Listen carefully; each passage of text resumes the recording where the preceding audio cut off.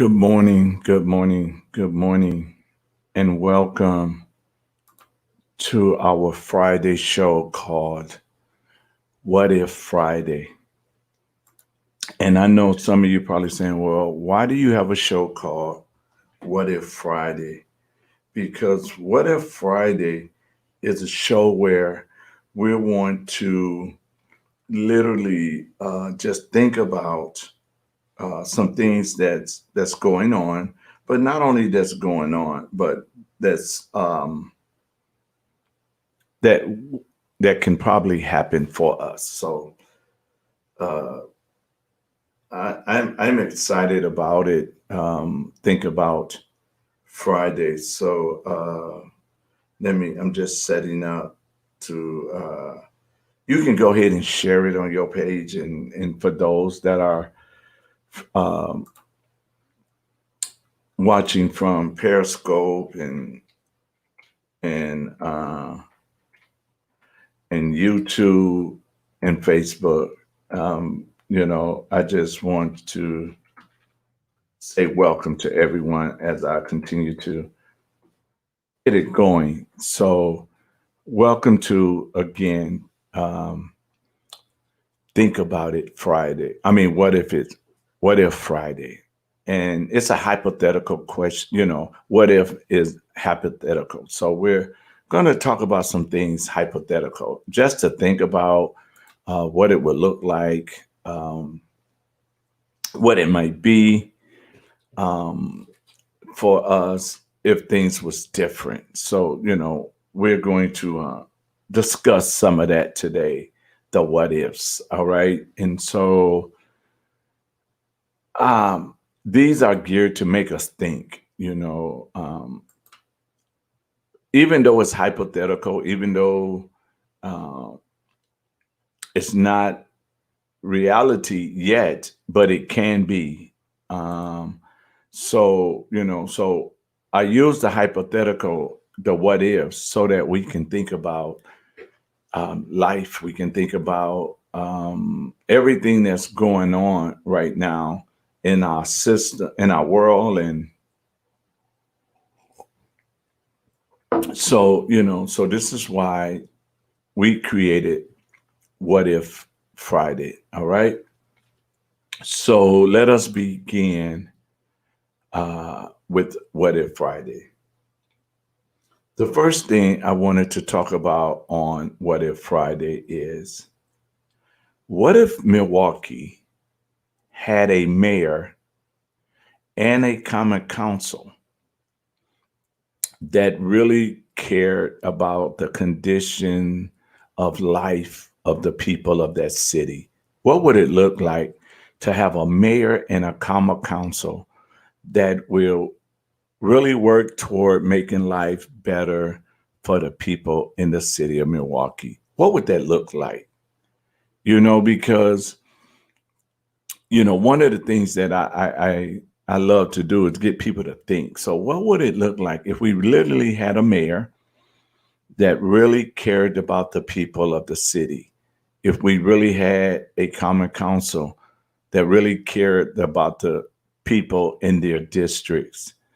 I think the snow removal would be dealt with better. I think garbage pickup would um, be dealt with differently. I think the potholes would be gone.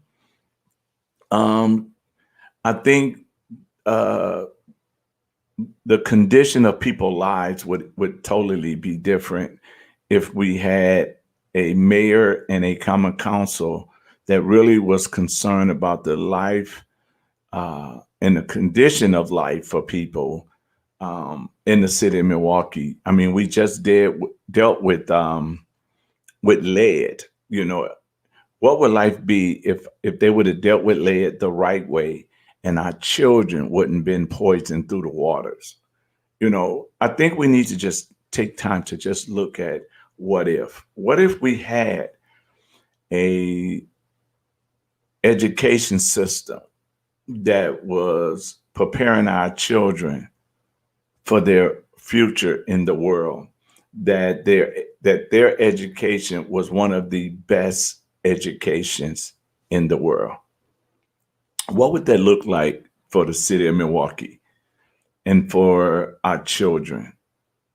That's something that, what if our children would have had home economics and shop classes, if they would have had books to compete with other districts and other students across the world?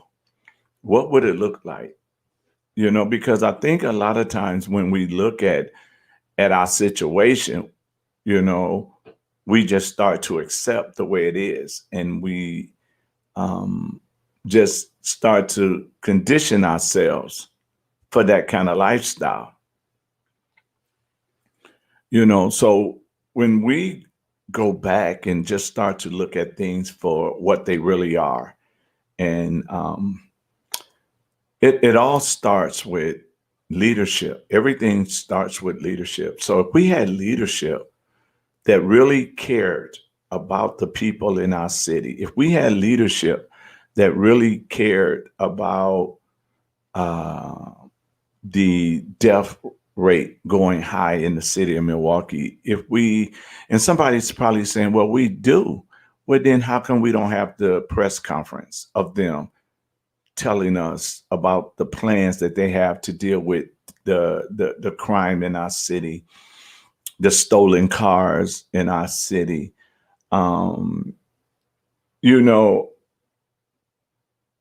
Matter of fact, let me say this.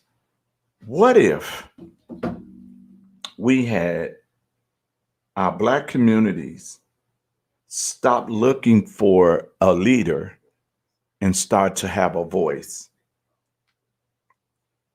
What would that look like if the Black community stopped looking for one person to be their leader, and then we just start to have a voice and we begin to speak out on the stuff that is going on in our community? And I know some people say, well, we got that. Really? Where is it?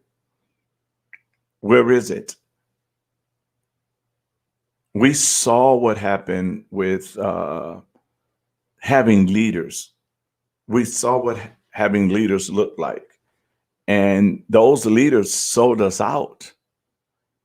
We saw the Reverend Jesse Jackson in the 70s talk about the sterilization of our women, the abortion and birth controls that was coming into our community. We heard him talk about it in the 70s, but then we turned around and watched him change the message in the 80s when he ran for president.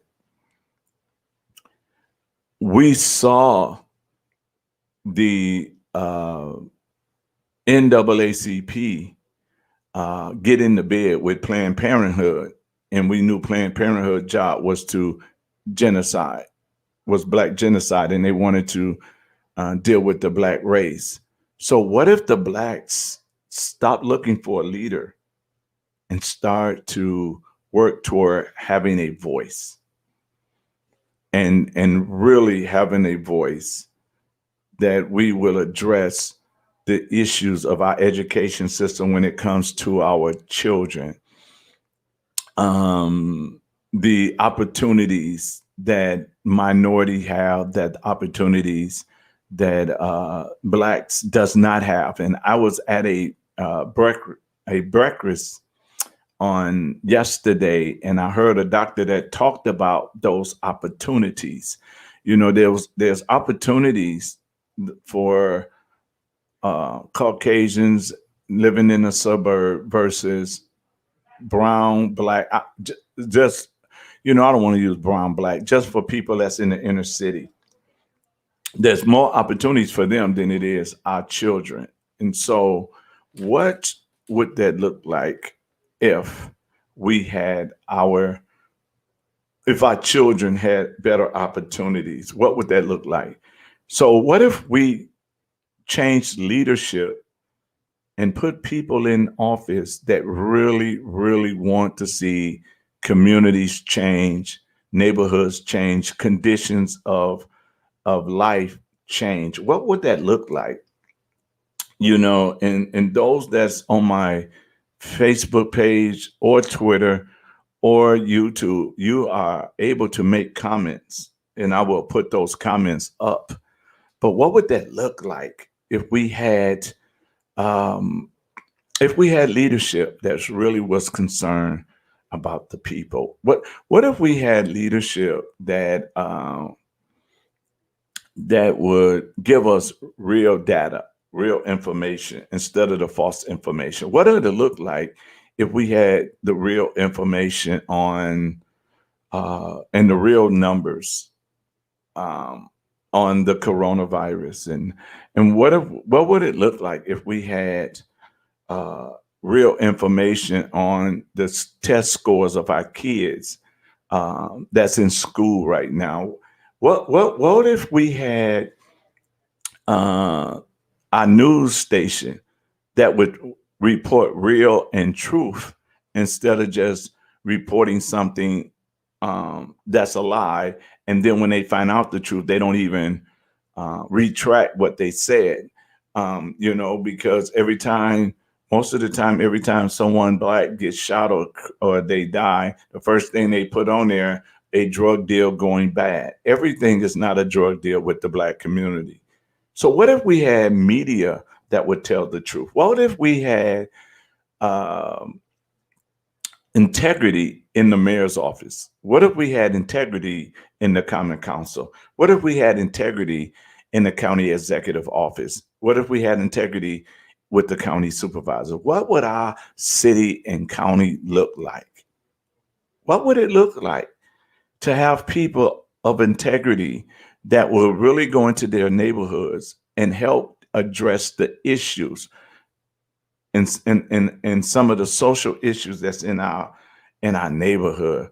What would have happened? What do you think it would look like today if LBJ would not have done the war on poverty that pushed the black fathers out of the homes? What would it look like? What would it look like um, in the black community if the fathers was never forced out of the house? Y'all remember, those that's old enough, that if you got welfare, you had to look poor. They came and they searched your house to make sure you wasn't prospering no way. They questioned if you had a toaster. They questioned if you had a um, they questioned if you had a man's clothes in your house. They questioned if you had a color TV because they did not want you to prosper. So what would have happened if LBJ would have never did war on poverty, and the black family structure would still be strong with two fathers?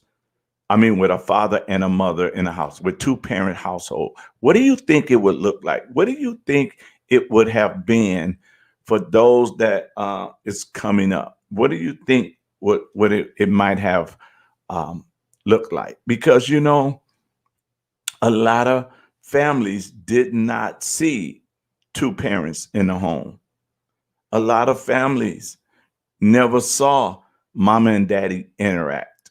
Um, you know, because why? Because when they did the war on poverty, it's actuality, it was war on the black families. What do you think would have happened if they didn't put the drugs in our community? What would our community look like? What if what would our community look like if they would have never busted us and took us from our neighborhood schools and sent us all the way across town? What would it look like um, in the community where parents was able to walk up to the school?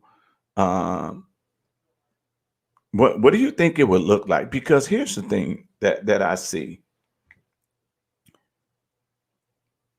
as the black community, we have always looked for someone to be our leader, and then they sell us out. But if we had a voice, and we all just came together so that here's the thing. When we come together to address education, you know, as parents, as grandparents, that is concerned about the education of our children for their future. Um, what do you think would happen?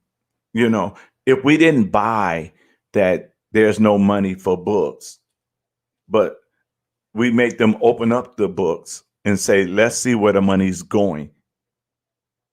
If we had them to sit down with us. Now, I had a conversation some years ago, about 5, maybe 7 years ago, with an elected official. I'm not going to call out names or anything like that. But I asked him, um, what do you think if we took 10 72 passenger buses and put 60 people, 60 adults on each one of those buses and drove up to Madison? And we're not speaking a Republican agenda and we're not speaking a Democrat agenda. We're speaking our community agenda. And I said, what do you think would happen if we had 60 people on 10 buses? That's six. So if we got 10 buses, we got 60 people on each bus, and we go up to Madison and we speak our community agenda. We're not listening to what the Democrats want to do with us. We're not listening to what the Republicans want to do with us, but we know what our community needs. We know what the community needs. And we would go up to Madison, and what do you think would happen? And this is what this gentleman told me. He said, when you pull up on those buses, they're going to send one of us out and tell y'all to get back on the bus. We got y'all. That's what he told me. He said, we will send somebody else out that look like us to tell us to get back on the bus. We got y'all. We got you. We know what y'all need. And then he started laughing. And the funny part about that is he was telling the truth. The funny part about it is that he was telling the truth, because he feels that all they got to do is tell us anything and we just bite it and we just go along with it. So what if we really sit down and deal with a real inner city community agenda and came back as a voice and not as one leader? Because as a voice, it's hard as a voice to sell us out. A leader can sell us out, but a voice can never sell us out if we all come together as a voice. You know, one of the most dangerous things about the Tea Party was one of the most dangerous things about the Tea Party was you couldn't find a leader, because just like with the Revolution War, you really couldn't find a leader because of the fact that everybody had an agenda. If you go to the Tea Party, you had some people that was there because they were sick of taxes. You had some people there because they was worried about their kids' future and their education. You had some people there that was worrying about their Second Amendment. You had some people there that did not believe in global warming and wanted to speak out against global warming. You had some people there that who says that government was getting too big and they was tired of big government. So you had many types of people that was at a Tea Party, but they came together as a voice. They came together as a voice. So that each group had a passion about something, but they came together as a voice. And in our community, there's a lot of different things that all of us are passionate about, but we can come together. We can definitely come together as a community and then begin to speak on all of those agendas. And then not only speak about those agendas, but we can also come together and make changes. So, what if, as the inner city, Black community, Latino community, anybody in the inner city, because you have whites, you have blacks, you have everybody, and if we would all come together with an agenda, but we have to admit some things too before we can come together. And the thing that we have to admit is that we have to admit that what we're getting right now ain't working. The leadership that we have in office now is not working, and it's not working for us. The mayor is not working for us. Our common council is not really working for us. They're not even crying out right now, and it's good that they use coronavirus to not be seen, heard, or do anything that we need done. We have family that is going through, the husband or the boyfriend or the fiance or the wife, the girlfriend or the fiance, um, not working right now. So when there's no money coming in the house, frustration comes in the house. There should be some kind of outlet that they should be able to go. They should be able to do, so that way, they can still have healthy relationships. But we're not addressing issues about healthy relationship. We're not addressing issues on our children and their education. We're not addressing it. We haven't even did the survey or the research on children and coronavirus. We have not did anything. We're just going by whatever they tell us. And my son, he's in school daily, every day. He physically goes to school, and I'm grateful that he's able to physically go to school. And so when we look at everything, who's in charge and who's telling us not to have our kids in school, or what's the data of those that is so many schools that's open, and where and how many has uh, been where's the records on how many cases in the school systems of the coronavirus since been open since November. How many cases, um, of the coronavirus are in the schools? Are we getting data? Have you looked up the data in China on their kids, and how many of their kids, since it came from China, how many of their kids um, has the coronavirus? I know they might be carriers, but is they sick? Or, you know, I mean, it's a lot of stuff that we're not paying attention to. So, what if we start to get the right information? What if we start getting the right data? What if we start getting things that we need to empower ourselves? Because the most ignorant things the most dangerous enemy to a community is ignorance. That's the worst enemy to a community, for us to be ignorant. And so, just like now, most of the community is ignorant that there's a race going on for education. And there are people that's running to control the education system. And most of us that knows, whoever controls the education system controls the world. So if they control the education and they're dumbing down the education, they got control. And if they're indoctrinating our children to what they want, but not what the children need, they got control.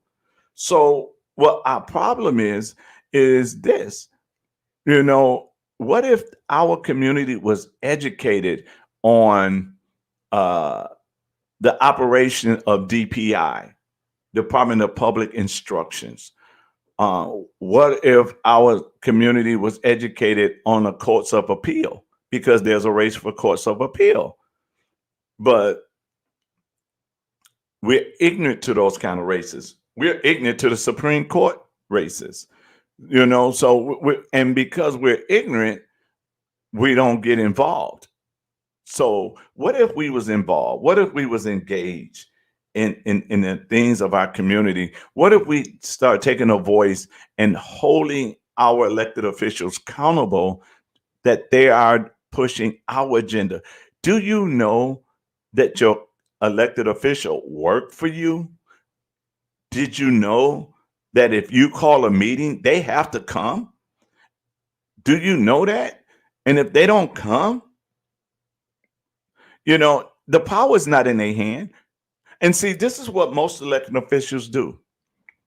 If you call downtown because you're complaining about something uh, in your community, the first thing that they're going to ask you is, what's your address? Then they want to know if you are in their district. And if you are in their district, they might or might not talk to you. But if you take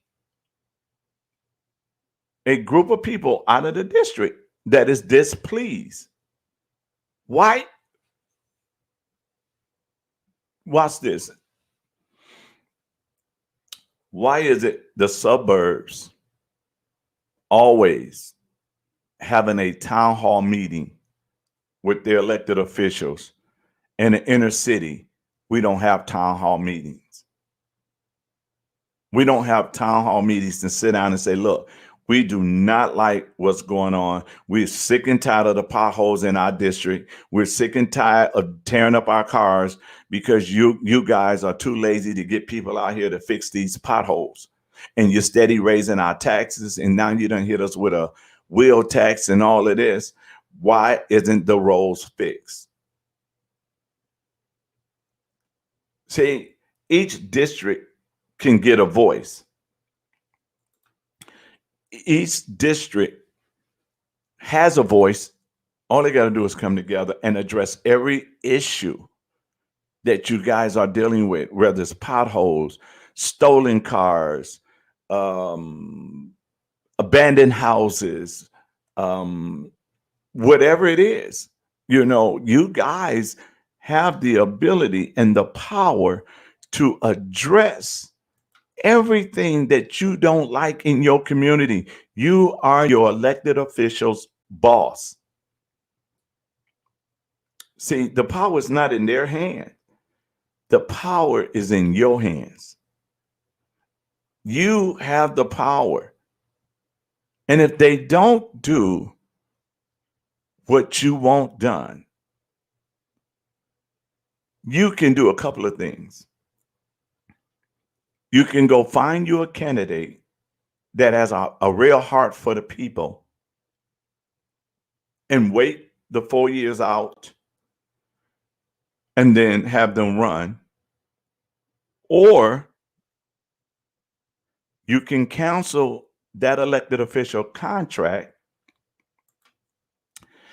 by, it's called recall. If you don't want them to sit there for 4 years doing nothing for you, you can get enough people in that district to recall them and then rehire somebody else by electing them in that office. See, the power is all in your hands. You just got to get sick and tired of being sick and tired.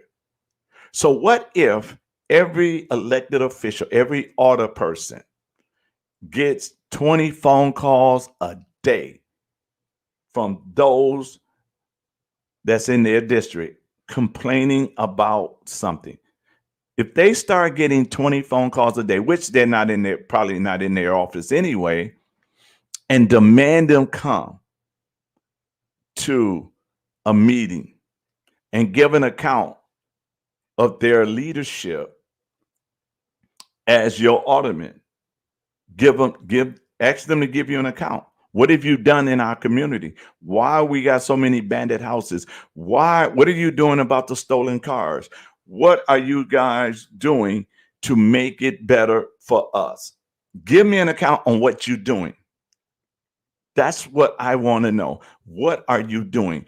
What if the people take their power back? What would our city look like?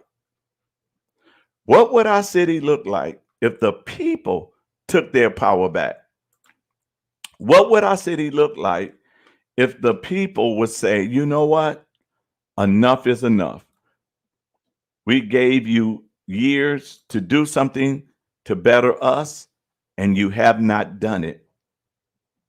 No one of us, none of us would be able to stay on a job. None of us would be able to stay on a job and not perform. And those of us own businesses, we definitely is not letting anybody stay on a job and they don't perform. So what if the people decide to say, you know what? I'm sick and tired of this. You've been there how long? And it's not getting better for us. It's getting worse. So what if we rise up as people, as the people? What if we rise up?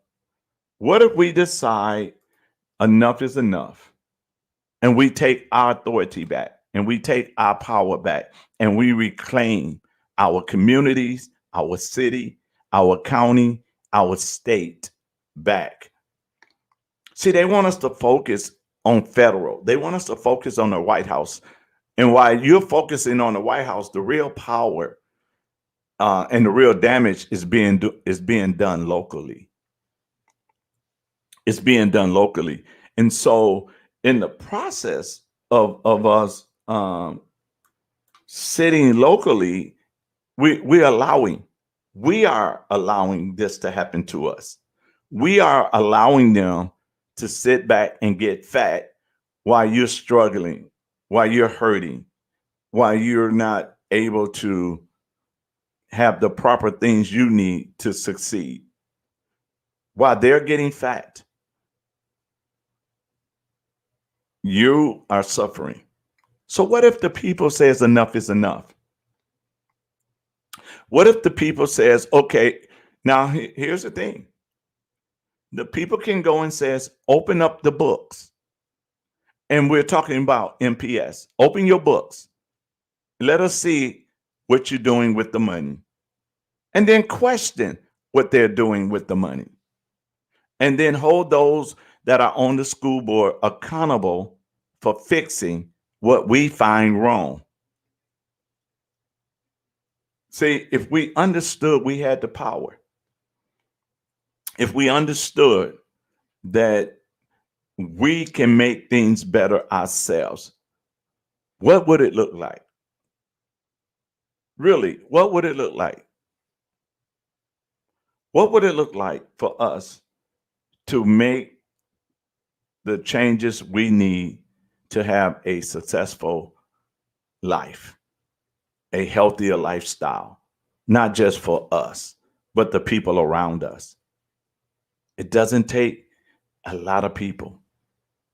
It only takes a few people to say enough is enough and then just rally the troops, because each one that are listening to this broadcast, I know you have influence over 10 people. 10 people will listen to you. So if you got 10 and they got 10, just do the math. So what if we start to rise up to have a voice?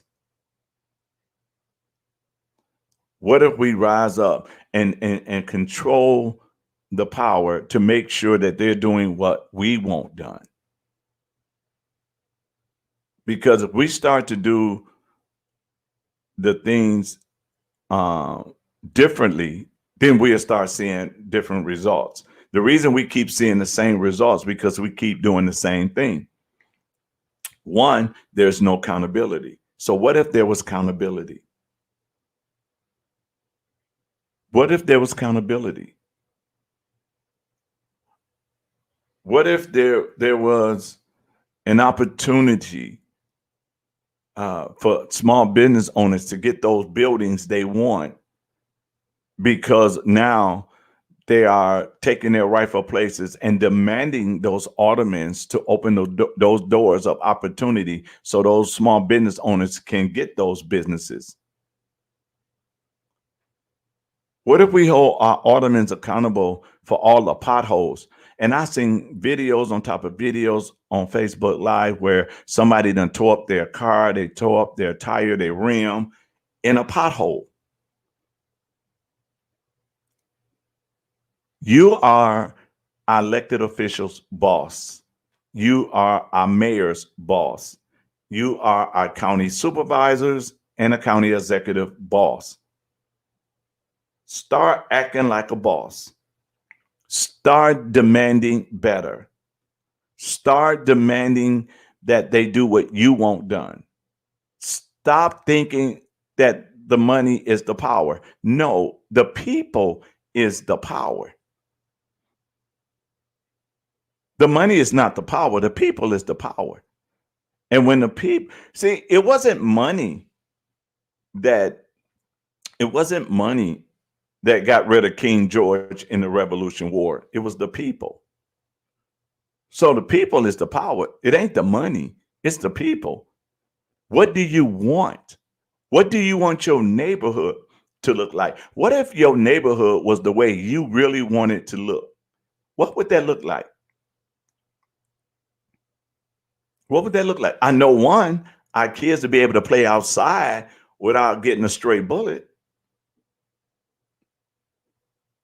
I know two, those abandoned houses would either be tore down and something new built, or they would give it to someone and let them build it up. But here's the thing, I'm not talking about someone that comes in from out of town. I'm talking about someone that lives here in town. Go look at how many people who owns the houses in the city of Milwaukee that doesn't live in our city. And ask, call a town hall meeting and ask your alderman, why is most of the contracts that's in our city goes to people that's outside of our city? Why is it? Hold them accountable. What if you hold them accountable? What if you tell them it's time for you to give answers? It's time for you to tell us the whys, why we're in this condition, why we're living like this, and why we're not. There's nothing happening for us for the better. But see, here's the thing about it. It only is like that because you allow it to be like that. It's only like that because of the fact that you allow it. Let me say it again. You are allowing them to treat you like trash. You allowing our elected officials to treat you like mud. You became the doormat to our elected officials because all you did was vote for them and left them alone. That's all you did. You did not hold them accountable.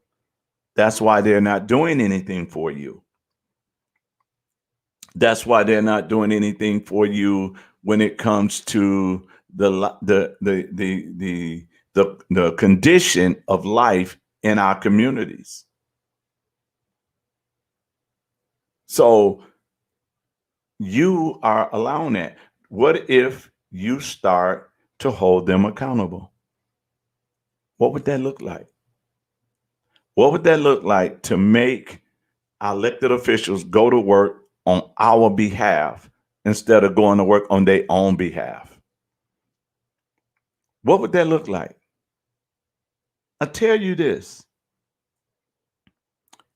change is not going to happen until you change the way you think. You have to change the way you think. You have to realize that right now we have started just voting these folks in and didn't realize that uh, you have that power. And the thing about it is this. Let's see. Abandoned property should be used for housing for the homeless and shelters for those fleeing domestic violence and in toxic environments and households. Amen. So you are. Oh, moms, it's good to see you on here, moms. God bless you, prophetess Doja. God bless you. Listen, you guys, it is up to us. We cannot sit down anymore. We cannot sit down and just do nothing anymore. If you want change, you're going to have to get up now. If you want a better future for your kids, you're going to have to get up now. If you want a safer community, you're going to have to get up and hold your elected officials accountable. What if we did that? What would our city look like? Well, here's what it'll look like. We'll have a mayor that is interacting with our community. We would have a mayor that that is has the well-being of our citizens of the city of Milwaukee best interest at heart. We have a city where the only news we get is coronavirus. No, we will have a mayor that is interacting with our city. We have a common council that are interacting with our city. See, I'll be honest with you. If you paid me, now watch this. If you paid me to paint your house and I paint your house, all right? Now you paid me to paint your house and you want it done in 4 years. And I accept the deal. I'm getting paid, but I'm not painting. And I'm getting paid and I'm not painting. Now 4 years done came. And you say my house still ain't painted. I'll be like, I know I ran into some bumps in the road. Some people was hindering me from doing what I needed to do. I need 4 more years, but I'm also gonna need to be paid these 4 more years. And you hire me for another 4 years, which none of y'all will hire me for another 4 years. Matter of fact, before the 4 year is up, you will request money back for me doing nothing. Well, don't you think you ought to request some money back from your aldermans and your mayor that haven't done anything for you? We let them sit to do nothing for us. I'm not saying they're not doing anything, but what I'm saying is they're not doing it that you can benefit. That's why your street lights don't work. That's why your potholes are bigger than others' potholes. That's why your side street didn't get plowed, but other people's side streets got plowed. That's because your garbage did not get picked up, but other people's garbage got picked up. That's why in the summertime, your empty lots, that grass is growing tall because there's no accountability. There's no accountability. So what happens if there's accountability? Well, if there's accountability, they would be having town halls meeting. Black communities never really have a town hall meeting unless the ones who's in office has an agenda that they want to push and they need you on their side. So they call a town hall meeting to lie to you. It is time that we call the town hall meetings and say to them, give us an account of your stewardship of our district, our community since you've been in office. It's time for you to give an account. And if they can't give us an account on what they have done, then like I said, you can do 2 things. You can wait out the 4 years, or you can recall them now and says enough is enough. You don't have to let them sit there for 4 years doing nothing for you. It doesn't take that. What you can do is says, okay, we're sick and tired, and just have meetings with people that you know that is sick and tired, and says, okay, let's do our research, what it takes to recall our alderman or recall our mayor. Let's see what it takes. And then says, I will commit to getting 100 signatures. How many of y'all will commit with me to get 100 signatures? And before you know it, you have all the signatures you need. And then there's a recall. And now you find someone that not say what they are going to do, you find someone that's already doing. You find someone that's already has a heart for the community and that's already working in the community. This is what you must do, or nothing would change.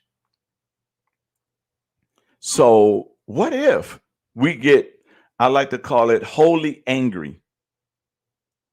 Wholly angry means I'm angry enough to do something about the condition that we are in. So, what if we got wholly angry and start changing things for the better for our community, for our environment? That because here's the thing: whoever controls the law controls the culture. Whoever controls the law controls the culture. And our elected officials in the city of Milwaukee control the law. Look at the culture. Look what we're living in.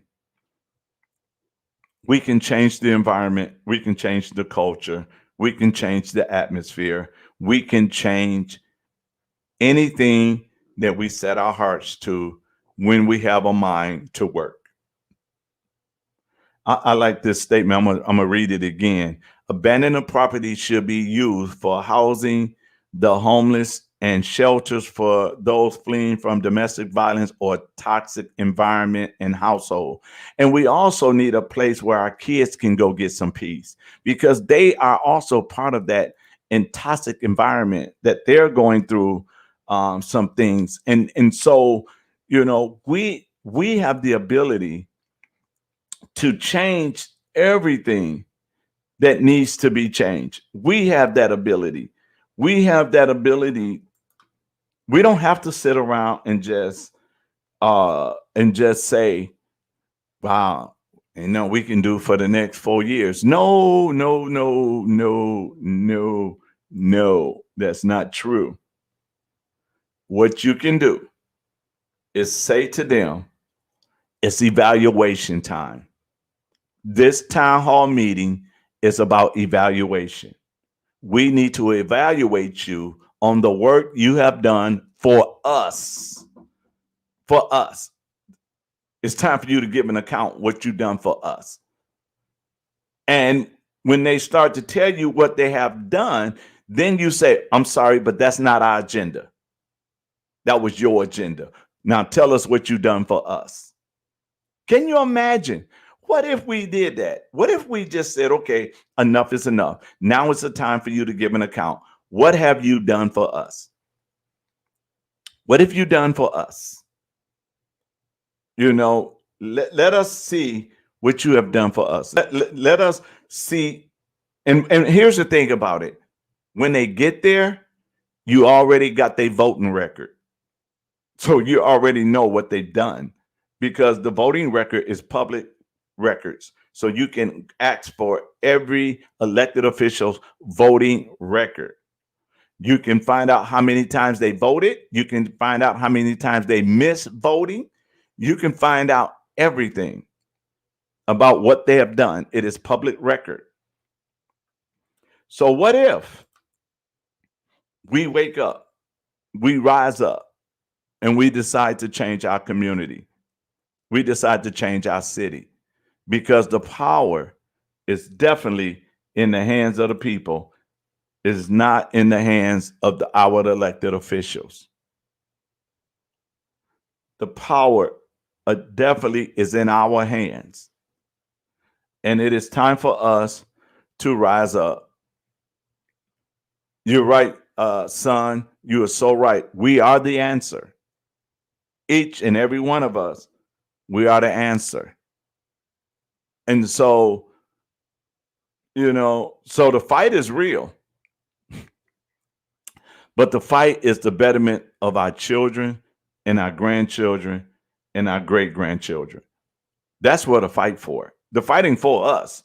The fight is for them, that they can have something, that they can look forward to something.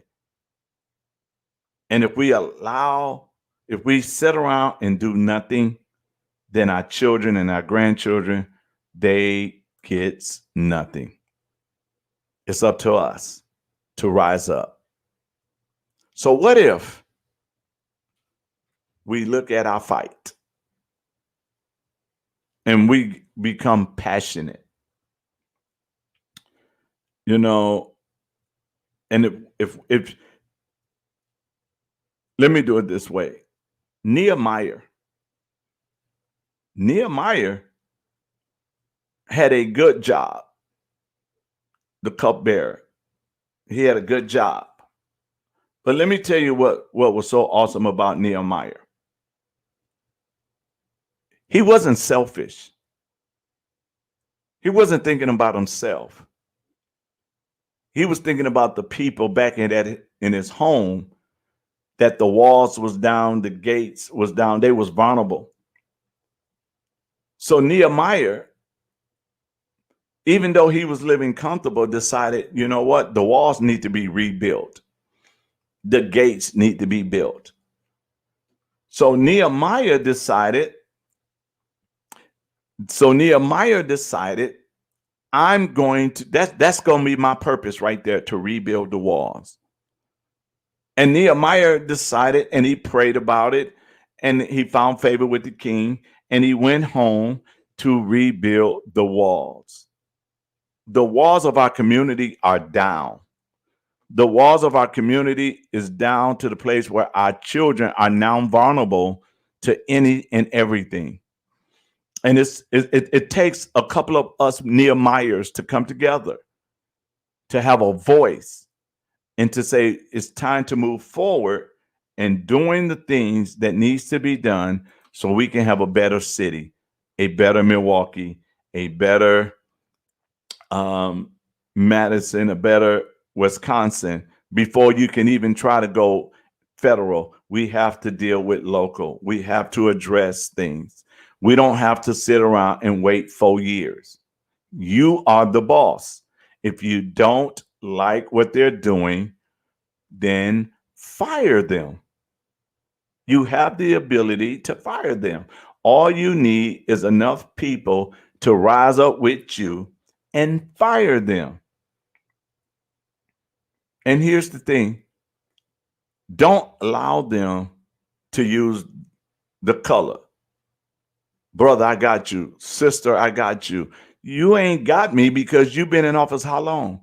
And you haven't done anything for me. So you don't got me. And that's why we're calling you out. And that's why we're going to recall you. And that is why we're going to change the guards, because we need people that's going to be concerned about the people. And guess what? Whoever we elect, if they don't do it, then we're going to fire them as well, because the power is in the hands of the people, not in the hands of our government.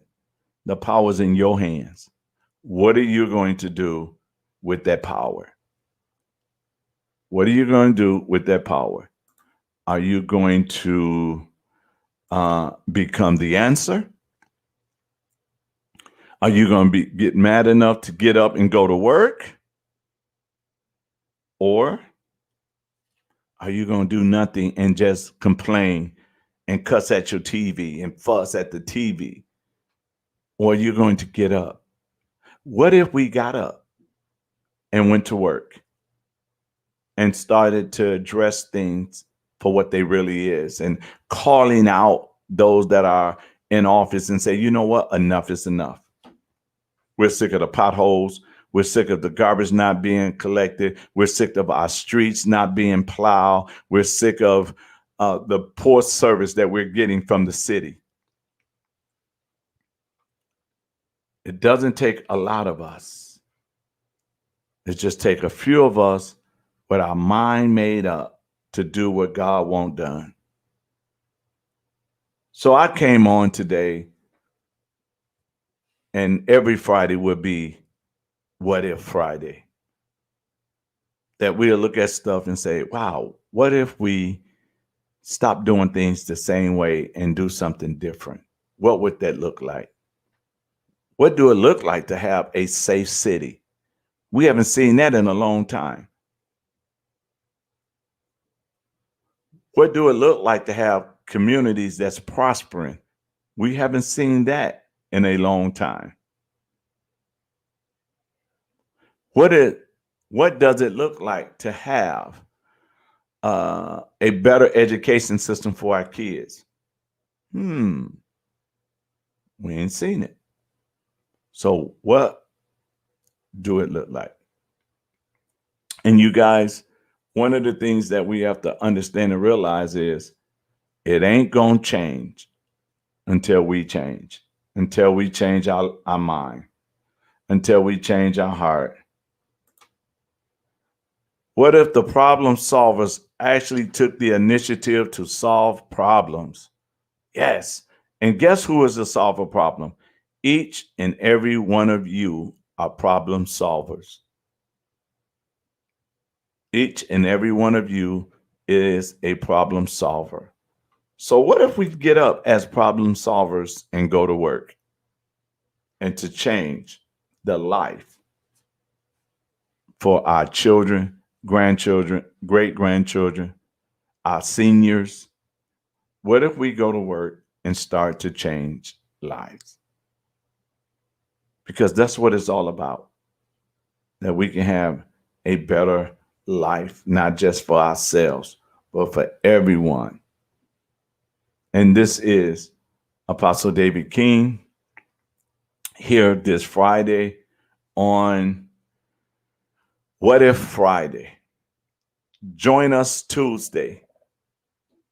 Join us Tuesday morning at 11 o'clock for Think About It Tuesday. Tuesday morning at 11 o'clock, we do Think About It Tuesday. And we just want the community to think. We want the community to just understand that we don't have to sit down. We don't have to settle. Now, how many of us, and we're about to close, but how many of us have told our family members, our friends, our loved ones, you don't have to settle? And we say that in relationships. We tell them, you don't have to settle. So if you don't have to settle in relationship, then why are you settling with the lifestyle that we're allowing them to offer us? We don't have to accept that as well. But what we do, we have to have a mind to work. Let's have a mind to work. Let us have a mind to do things to better life for each and every one of us. So this is Apostle David. Until next time, may God bless you and may God keep you.